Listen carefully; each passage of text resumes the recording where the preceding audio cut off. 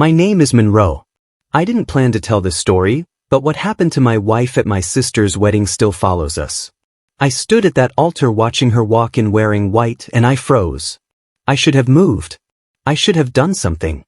Instead, I just stood there while everything fell apart. This is what happened.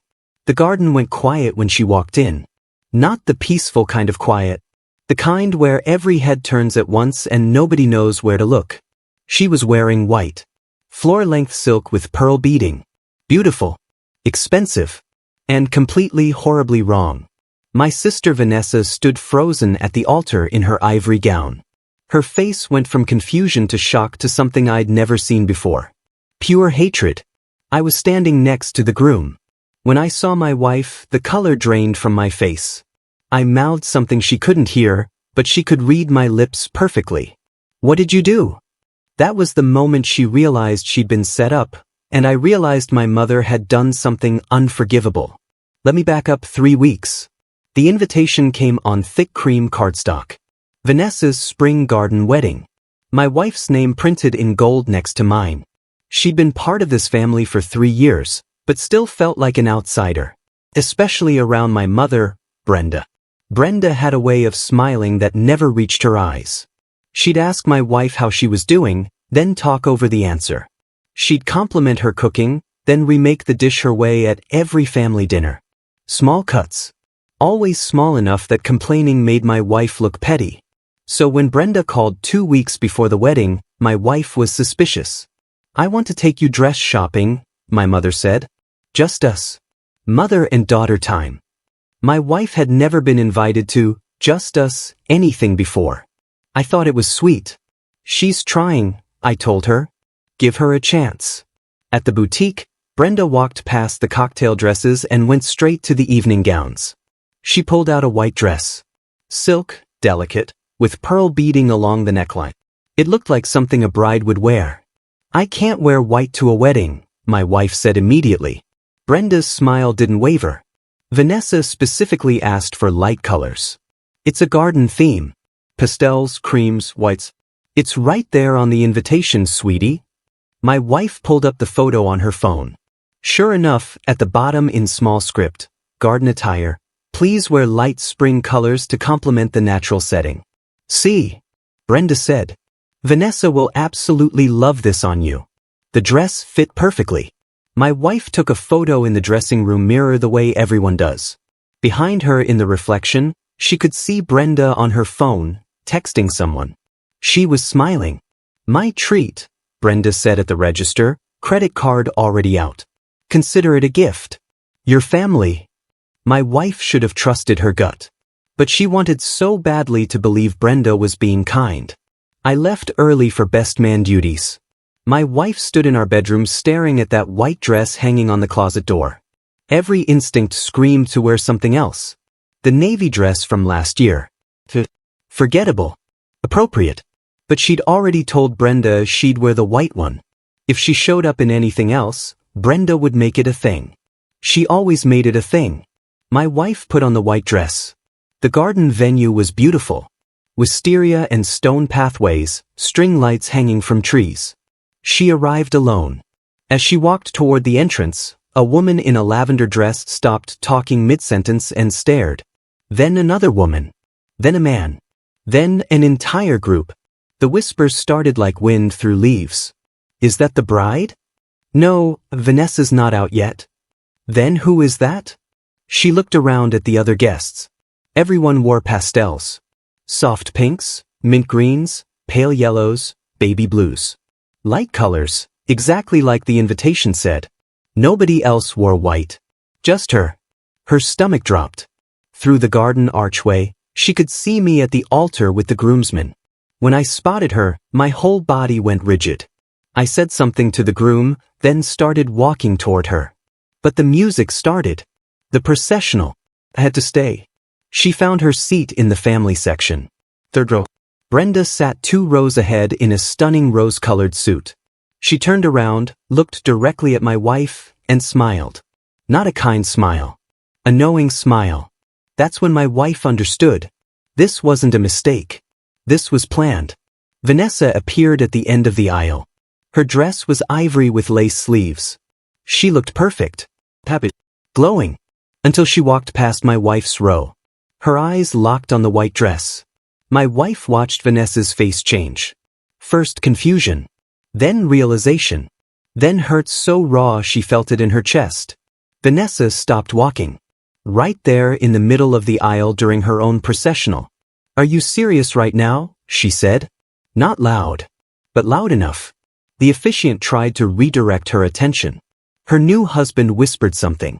She kept staring at my wife, tears forming in her eyes. "On my wedding day?" Vanessa's voice cracked. "Really?" My wife wanted to explain, to defend herself. But what could she say with 200 people watching?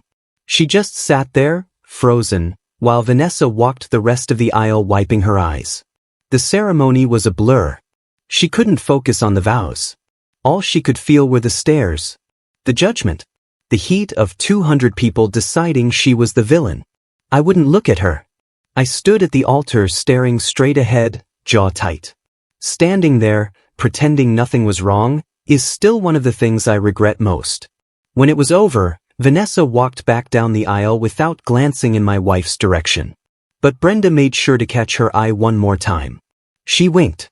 Nobody spoke to my wife during cocktail hour. When she approached my aunt, she literally turned her back. A cousin she'd met at Thanksgiving pretended not to see her.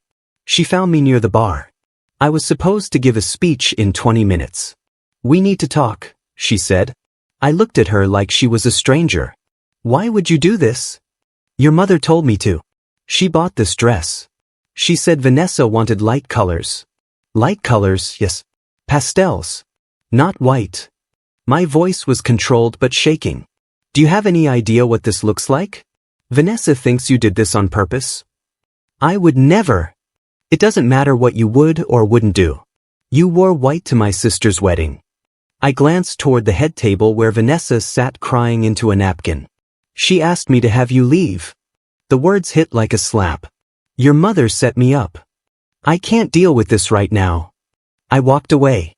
Just walked away and left her standing there. That sentence replayed in my head for weeks. I said it to survive the moment, and it almost ended my marriage.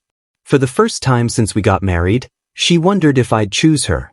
Or if, when it really mattered, I'd choose them. She found Brenda surrounded by relatives near the gift table.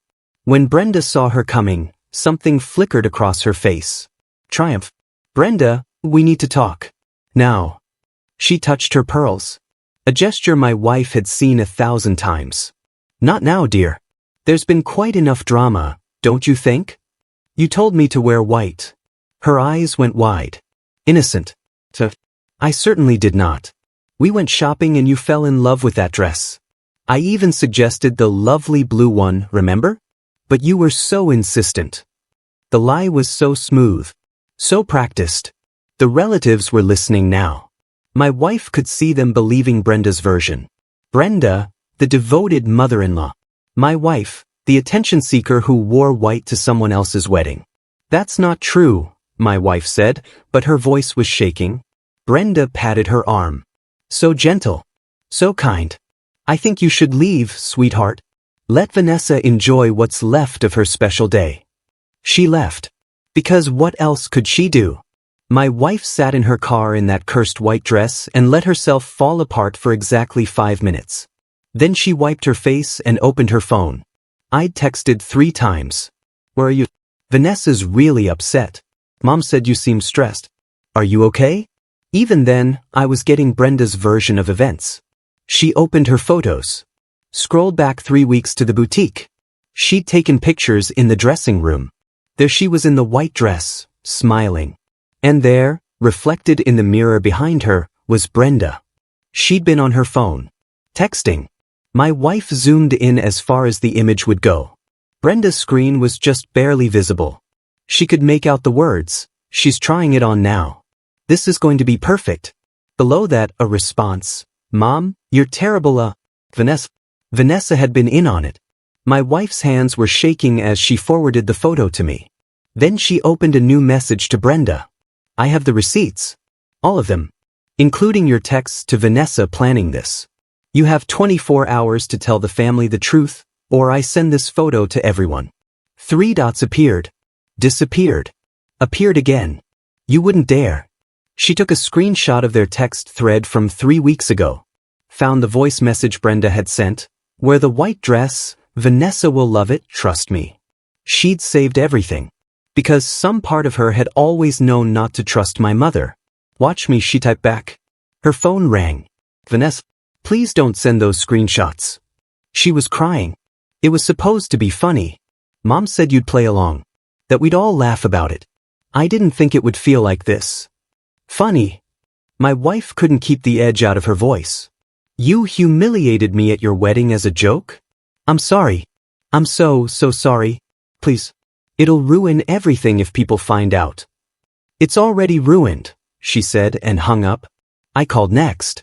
I'd seen the photo. I'm coming home. Right now. Where are you? The coffee shop on 5th.